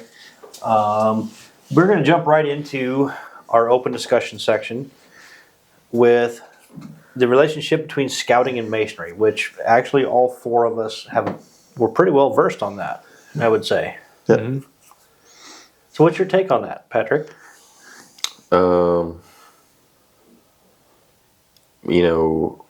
For me, growing up, I mentioned this before, scouting was very important to me. I started, I don't think they had lions then. I started as a tiger and went up all the way to life. We didn't make eagle because I became a teenager and got stupid.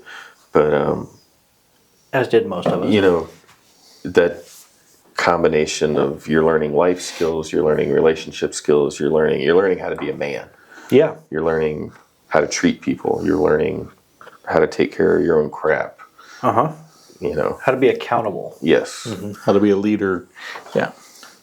Yeah, without even realizing and it. at the same time, making some of the best friends of your life and having a good time while you're doing it. So scouting was really important to me. I'm glad my son is interested in it because I'm glad that I can be a part of his scouting journey so far. Hopefully take him down that same path. And then it's like you get to be an adult and, I didn't grow up in Nebraska. I didn't grow up in Omaha. I didn't know a lot of people in Omaha. I know a couple people I went to school with who also moved up here, but like we said, I think a lot of people are looking for something to be a part of. Yeah. And when you're growing up, that's not so hard. You play a sport, you're in scouts, you go to school, you're in the band, and then you get out in the real world and like you have your work friends, but unless you really like them, do you really want to go hang out with your work? You check out with them at 5 o'clock. Right. Yeah. Right. Because they're not always necessarily like-minded or have those same goals that you have. So, Masonry, I mean, I think John Herbolsheimer, one time I was talking with him and his wife told him, yeah, go do Man Scouts, and it's almost kind of like that. It's like, we don't do Masonry so that we can earn the coins and the pins, although that's kind of cool. Yeah. Because you get a little bit of, you're proud if you did something to earn a coin, or if some brother thought so much of you that he gave you a gift of a pin. That's cool, and you like to do the same reciprocally. Mm-hmm. That's not why we do it, Right. but it's all those other things we've talked about is why you do it, because you're serving your community, you're building relationships, you've got those relationships with other guys where when they are going through a tough time, you were there for them, and vice versa. Yeah. And so I've often equated scouts to almost like the masonry prep course. Mm-hmm. It really, I mean, you're out there with a bunch of guys. Well, you were out there with a bunch of guys doing your thing, and you did it as a team, right? Did it as a group of like-minded people that had the same goal. Mm-hmm. That alone is masonry. Yeah. And much of scouting is community-based. Mm-hmm. So community and service-based, you do the right things for the right reasons. And that's, I mean, to me, Masons is like the adult scouts. Now, I was never a scout growing up. We didn't have a troop where I was from, and I was rural. And Mom and Dad sure weren't going to drive me all the way to Omaha for Boy Scout meetings every Monday night or whatever. But he got involved in scouting, and Manny and I both jumped in. I mean, my wife went on 90% of the campouts. yeah, awesome. And we had fun. It was we got to watch our son grow up and become a man. And that was the most amazing part.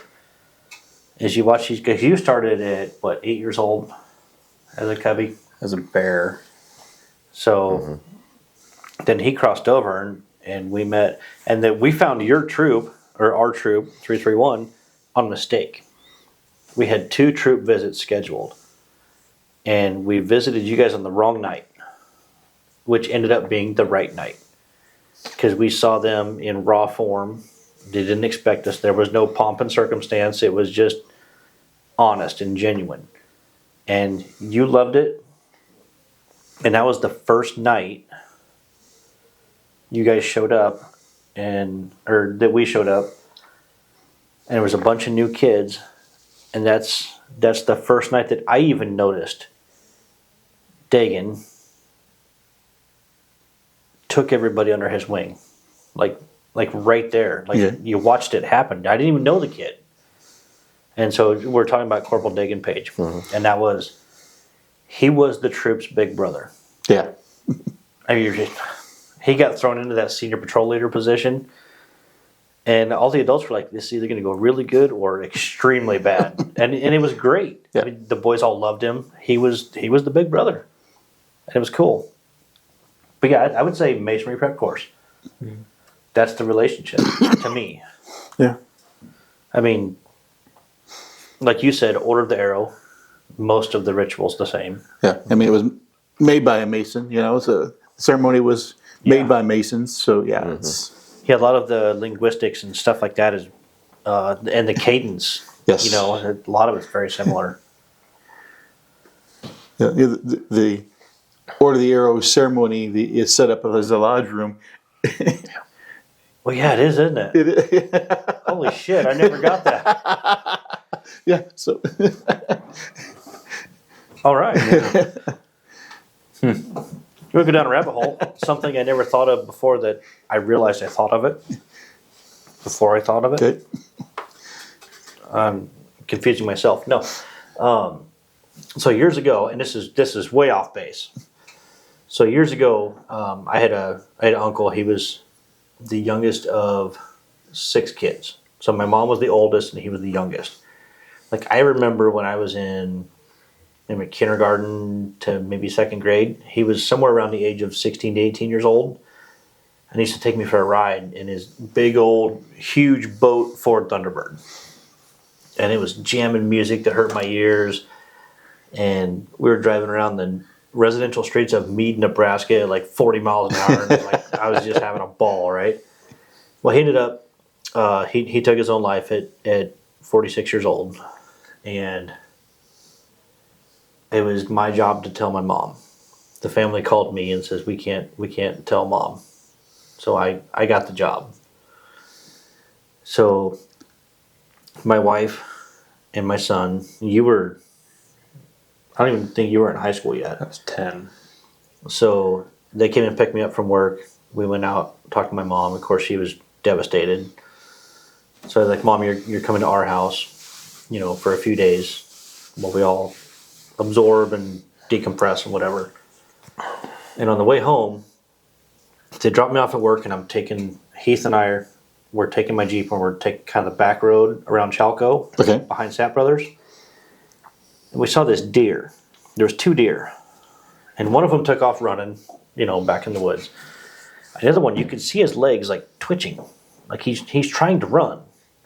But this deer is locked eyes with me like I'm looking into this deer's soul. Right? And we stopped the Jeep, and we were there, I don't know how long it was. It felt like 30 minutes. It was probably 30 seconds, right? And it was so deep. And then eventually we started creeping forward, and the deer ran off, and everything was good. And my uncle was a big deer hunter. That night I had a dream, and I'm laying in bed, and I don't know if I was awake for this or if it was a dream, to be honest with you. My uncle, like a bust of my uncle from, say, nipple up, is the best way I can describe it. He like semi-transparent, like floated in as I'm laying there. He floated in and says, I saw you watching. And then he floated away. Oh. And I never correlated those 2 events until 10 years later. I never put the deer and the dream together. Wow. So that was my long way of going to never putting scouting and masonry together until it came together. See how it works around here, Patrick? You get used to it. Wasn't that a There's rabbit holes, and then there's rabbit holes. Dude, that was like That was a pretty good rabbit hole. The rabbit was the hole in Easter the bunny. rabbit hole. Right. Like, hey, like I brought it back to masonry. You did. Get off my ass. Okay. yeah, but I guess to sum up, if I may, Absolutely. I mean, I know Masonry has a lot of also youth organizations, and Yes. I'm not as familiar with those. They sound amazing, but Yeah. just from personal experience, and now scouting allows girls, and that some people have very strong feelings about that. In my opinion, if a program can help a young person Oh yeah. Certainly. have good experiences, build, I am all for it. And we have several girls in our scout pack. Did you?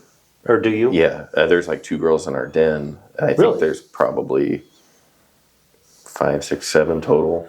Well, I do think it's great because Girl Scouts didn't really teach a whole lot of the survival and self-protection type of stuff. Or the outdoor stuff. Period. Yeah, Almost. and there's a lot of girls that are into that kind of thing. Yeah. So I do think it's a good thing. Well, in the Girl Scout troop that's like attached to our, so it's like when the girls get done, they go, that's a big troop. Like there are a lot Really? of girls in that. Like, there's probably 15. Really? Like, So you have an endless supply of super healthy Girl Scout cookies? no, I mean, not the Girl Scout troop, the Girls. Scout troop Oh, girls. okay. Oh, okay. Gotcha. I so, like, misunderstood. Girls that want to be a part of BSA or whatever they call it now. Yeah, And I think that's awesome because it is. So, yeah, I guess I feel very strongly that scouting is a wonderful program for young people, and Yeah, I think outside of like everybody has their own opinion on gender transitions and stuff, and I have my own positions on that, and that's for a way different type of show. But I think, yeah, if you're helping youth, then you're helping youth. I mean, those are our future leaders. You know, boy, girl, chocolate bar, Easter bunny, whatever it is. Those are our future leaders. Yeah. And that doesn't mean I don't think Girl Scouts has value too. Oh yeah, But- of course. But I mean, Yeah, I see the girls that I see the girls that come to our meetings, and they're clearly getting something out of it, and their parents are too. So, you know, Yeah, that's what it's all about. I haven't been around a lot of Girl Scout meetings, but the Boy Scout meetings, the adults, like, Cub Scout meetings for me weren't as lucrative from a personal standpoint, Right. but the Boy Scout meetings, like, the boys do the things. You know, the Scoutmaster and maybe a couple of assistant Scoutmasters are kind of keeping an eye on everything, and the rest of us, it's like fellowship. And we had a great involvement in our troop with moms. Yep. Especially Karen Goodman, that would always put her foot in her mouth. Oh my God, we had fun. Well, with the only time that foot came out was when she just put the other foot in. So. All right, so we're going to wrap this thing up because everybody's probably getting tired of listening at this point. I think we're running on what, hour and 15, hour and a half, something like We're that. just getting started. Hour and 45 minutes. Hour 15. Okay, so again, third Thursday of every month at 6:30, Beehive Lodge is having fellowship night. We do meet on the first Thursday of every month. So if you want to come to our meeting, let us know. We're on Grandview. We have a Facebook page that actually comes to my phone. It's one of my four-ish Facebook accounts that I have, and one of my. No, I don't have it on email. I'm trying to get it, but we'll get there. But for the fellowship nights, the third Thursday, bring your family, bring your kids, your wives, your girlfriends. Not wives and girlfriends at the same time. It's There's always- the old it's always- Masonic joke. And don't bring green beans. Bring snacks if you want. We don't do a formal dinner or anything like that. But if you want to bring, takeout or whatever, and you want to bring food for you, great. If you want to bring food to share, that's awesome too. But get a hold of us at the show on Facebook or whatever email. I can get you my phone number, and because we'll have to give you the code to get in the parking garage and the door. Let's see, May 3rd is All Masonic Day at Mahoney State Park. The podcast will be there doing podcasting stuff, which we're hoping to reach out to multiple Masonic bodies, youth bodies, Eastern Star, and so on. Also, on May 3rd, from 11 in the morning. For the Sportsman Raffle or for Cinco de Mayo? Cinco de Mayo. So Cinco de Mayo is from 3 to 7. Just doing dinner this Yep. year. Okay, so from 3 to 7 on Saturday, May 3rd. So you could come podcast in the morning. No, you'll be busy making food. Never mind. $12 a person. $12 a person. You get Yep. an enchilada and 2 tacos. Enchilada, 2 tacos, refried beans, and rice for And $12. it is all homemade. It's excellent food. Very, very good. This is the first year I won't be involved because the podcast has become a hungry monster that we need to feed. Yeah, we'll get you involved in the prep. Yeah, no, definitely. I'll come down and help dice tomatoes and stuff like that. That's usually been my job. Give the guy with wrist surgery a knife and let him go to town for 3 hours cutting tomatoes. But yes, go down there. $12. It's a great dinner. Good food. Eat in, carry out. Yep, eat in, carry out. Are you doing a drive-through again? No. No, just so eat in and carry out. The line moves really fast. Don't get intimidated by the cars in the parking lot. It is downstairs at Tangier Shrine at 84th and Center. Correct. Tangier Shrine Center. June 19th, there is a Masonic trip to Kansas City, Missouri, to the lodge that Harry Truman started. I think I got that right. No. Yeah. No? I thought it was his mother lodge. Harry- Sorry. Yeah. It's a lodge. You're the host. No, you're good. No, I think it's his mother lodge, yeah. So it's a lodge that's involved with Harry Truman on some level at some point. That is accurate. Yes. We will be podcasting from there as well. And then they're doing some tours of like the house that Harry Truman was born in or something. I'm not sure about all the other You stuff. sure on that date? No, I'm not sure on that date. That's just what I had on the freaking calendar. Because that's a Thursday.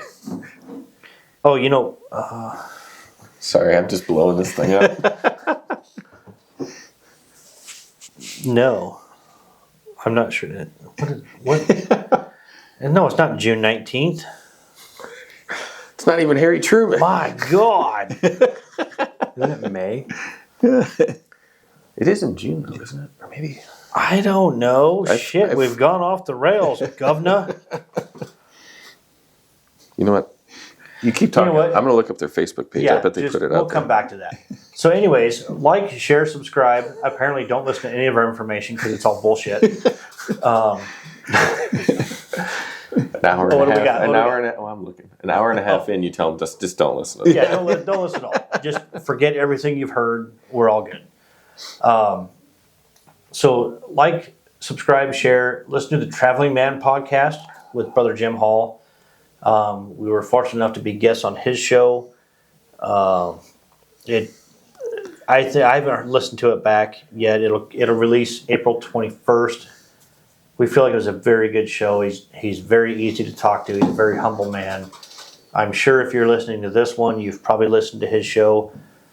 His is a much better show, but we're very good friends, and hopefully we share enough information back and forth that we'll get better-ish. We kind of like being a little rough around the edges, so. Yeah, he has less rabbit holes and less trains off the rails. Well, so. I don't know. He does his fair share of rabbit holes. They're just not quite as deep as ours. What'd you find, Patrick? I'm waiting on a text. Okay, wait on text. All right, so give us feedback. We're on Facebook at Studio357, which I think is the same thing as our TikTok at Studio357. Our email is studio357podcast@gmail.com. If you'd like to leave comments on the show, please do it on Spotify or YouTube because we do not get the other platforms' comments. We don't get iHeartRadio, Apple Podcasts, Amazon, all that stuff. We don't see that feedback unless we specifically go in and log in on that one. And we are on way too many to do that. If you want to leave a comment or a review, do it Spotify, YouTube, or RSS.com. RSS.com, you can search up Studio 357. It'll pull up our stuff. They give us a website with our subscription, and then you can leave us a review there. Tell us how bad we suck. How bad we suck tonight. Yeah. We suck. Oh no, we suck again. So we want to, I think I speak for all of us, we want to wish everybody a happy Easter. Absolutely. Remember what Easter means to all of us. Did you hear back from that text yet? But you can do shout outs? Oh yeah, what's our shout out? See, I put it at the beginning of the show to everybody think of one. Who's running this show? Anyway? You. I told you it's your show. You're the show. And I got to be here for it. Yeah, you got to be here. Come on, bro. I haven't heard back. I texted the worshipful master of the first lodge. The first lodge. Yes, to be chartered. I could just text Jim. He'll probably respond faster. No, What do we want to know again? the date of the Kansas City trip. and which president was involved. It was for sure Harry Truman. We are sure of that. All right. Handle it. It's kind of a dumb shout out, but Come on, producer. Let's go. I'm gonna say my shout outs to the people that make the transmission in the fire truck to hopefully get us our parts on time. So I can get this damn fire truck working and out of our you shop. guys are still working on that? Yes. How many months now? Oh, it's been in our shop since August. Well, so this is like the fire truck from hell. I know it. And we've done everything on So it. they've pulled you didn't pull the engine.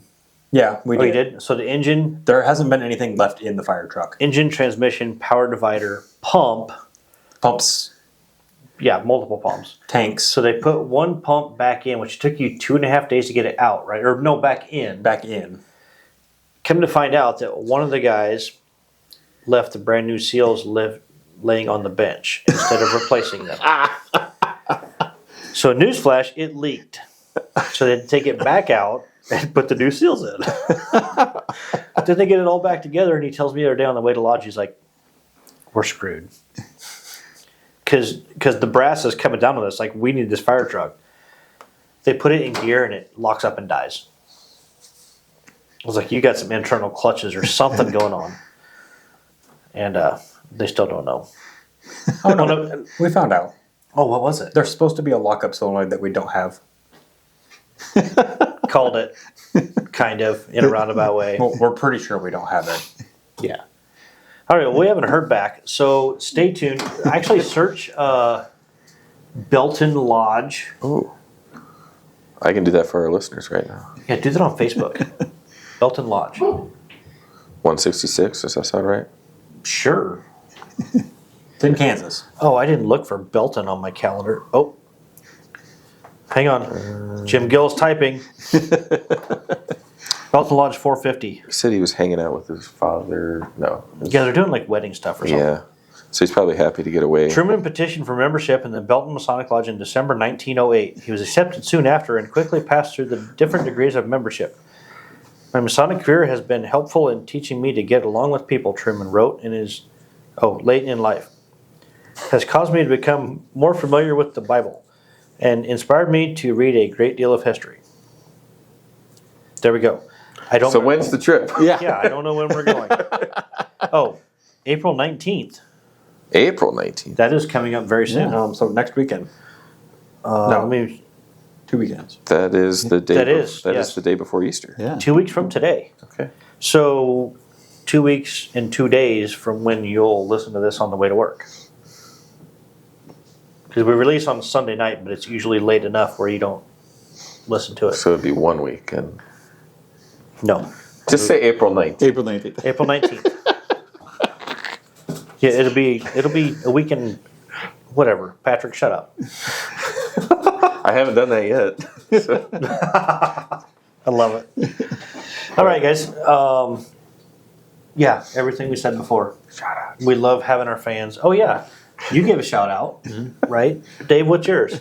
I just want to give a shout out to all the brother nobles at Tangier that give me a hand whenever I need a hand, be it specific cleaning out AC units or whatever for the Temple Craft. So every brother that steps up and does a little something, I shout out to you guys. So, What about you? I got two. Part one, my Uncle Alan for introducing me to Masonry, because none of this would have happened if he didn't invite me to MISPA. We give him a hell of a time for being short, but he's a great guy. Yeah. He would do anything for you. Oh, yeah, absolutely. And then part two, our secretary, Brother Jeremiah Jones, I mentioned earlier, I presented him Masonic Achievement Award, but that's just a little medal that doesn't even come close to just recognizing all the things. And it's not just being the secretary. He is just an incredible friend and brother, and he has been support to so many guys in the lodge during tough times, and he's the best. That's a rare breed. Yeah. Somebody that can be all things to all people. That's very rare. I have two shout outs as well. One is to all of my brethren at Beehive Lodge. I think it's a big undertaking to change the culture of a lodge, and I think we're getting great participation. I think everybody's kind of invested in what we're trying to do. So that is what that is. And my second is to all of our fans, our guests, our co-hosts. I mean, we wouldn't be here doing this if it wasn't fun for us.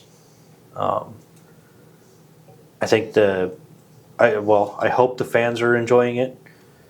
We've had a great interaction with other podcasts, and especially in the Midwest. Traveling Man, Third Degree. We've reached out to a couple of other ones who we've talked back and forth. I shouldn't say we reached out, but we've conversated with other ones. So that's probably something that'll come down the road. But stay tuned. We've always got something fun up our sleeve. Yeah? Yeah. All right, does everybody have something in their drink? I do. No. If not, pretend. There we go. All right, until next time, travel well, my Travel brothers. brothers. Travel well. Travel well, baby.